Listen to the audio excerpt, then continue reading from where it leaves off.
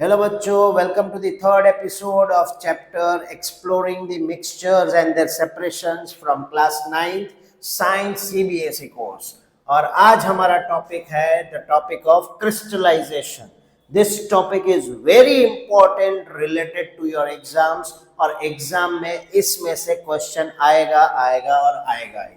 तो चलिए समझते हैं कि भाई what is crystallization। Crystallization is the process of forming pure solid crystals। वो एक प्रोसेस है प्योर सॉलिड क्रिस्टल्स बनाने की। कहां से बनाएंगे वो हम? From saturated solution. Saturated solution यानी कि एक कंप्लीट सॉल्यूशन में से कैसे हम क्रिस्टल्स बना सकते हैं। ओके, तो चलिए देखते हैं कि भाई क्रिस्टल्स क्या होते हैं। Well, crystal is a solid whose particles are arranged in a regular geometric pattern।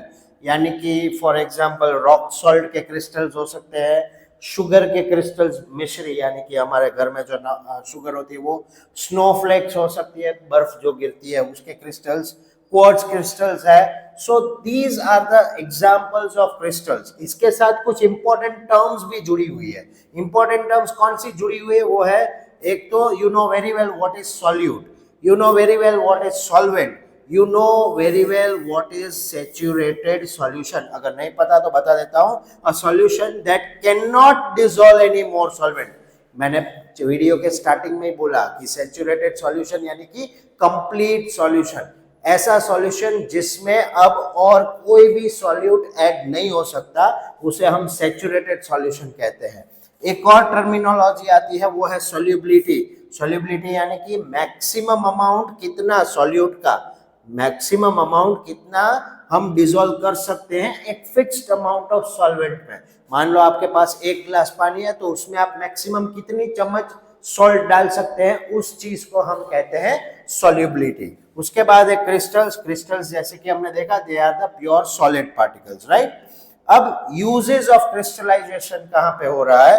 तो केमिकल्स को प्योर करने में, production of common salt, preparation of sugar crystals, pharmaceutical industries यानी कि मेडिसिन बनाने में भी यूज होता है, लेबोरेटरी प्यूरिफिकेशन में भी यूज होता है, और नेचुरल क्रिस्टल्स बनाने में भी क्रिस्टल्स का यूज होता है।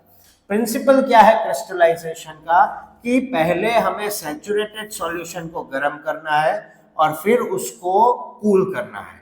Crystallisation works because the solubility of most solid increase with the temperature. जैसे हम टेम्परेचर बढ़ाएंगे तो उसकी सॉल्युबिलिटी बढ़ेगी और क्रिस्टलाइजेशन उतना अच्छा होगा। स्टेप्स क्या है क्रिस्टलाइजेशन के? तो सबसे पहला स्टेप है वो है कि हमें सबसे पहले एक सैचुरेटेड सॉल्यूशन बनाना होगा, एक कंप्लीट सॉल्यूशन बनाना होगा। सेकेंड स्टेप इज उस सॉल्यूशन को फिल्टर करना होगा। थर्ड स्टेप इज कि उस सॉल्यूशन को हमें ठंडा करना है। फोर्थ स्टेप क्या होगा कि उसके क्रिस्टल्स बनने शुरू हो जाएंगे और फिर लास्ट स्टेप है हमें उसको ड्राई करना होगा।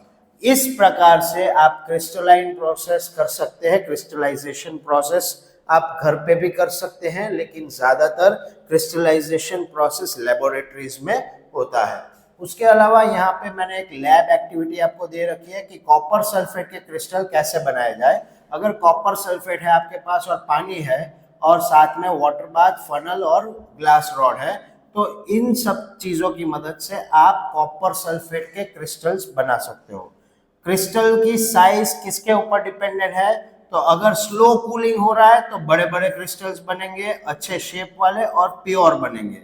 अगर फटाफट से उसको ठंडा करोगे तो स्मॉल क्रिस्टल्स बनेंगे, कोई फिक्स शेप नहीं होगा और क्वालिटी भी उसकी बहुत ही डाउन होगी। ओके, दुनिया में नेचुरल क्रिस्टल्स कौन कौन से अवेलेबल है? तो वो है स्नोफ्लेक्स, क्वार्ट्ज, रॉक सॉल्ट या तो केव के अंदर मिलने वाले क्रिस्टल्स। तो ओवरऑल अगर हम बात करें तो crystallisation is used for purification of solid. It is based on differences in solubility at different temperatures. Slow cooling produces bigger or larger crystals. Impurities remains dissolved in the mother liquor. Crystallization is a method of separating homogeneous mixture.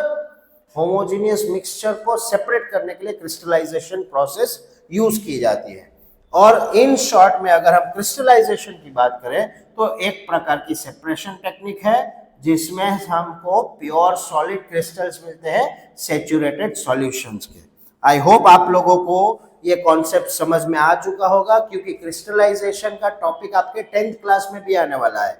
आपके हाथों में या तो आपके दोस्त किसी को जो गिर चुका है, हड्डी वड्डी टूट गई है, तो उसको प्लास्टर आता है, प्लास्टर आता है तो उसको हम प्लास्टर ऑफ पेरिस बुलाते हैं, वो भी क्रिस्टलाइजेशन प्रोसेस का ही एक एग्जाम्पल है। I hope you got this concept very well.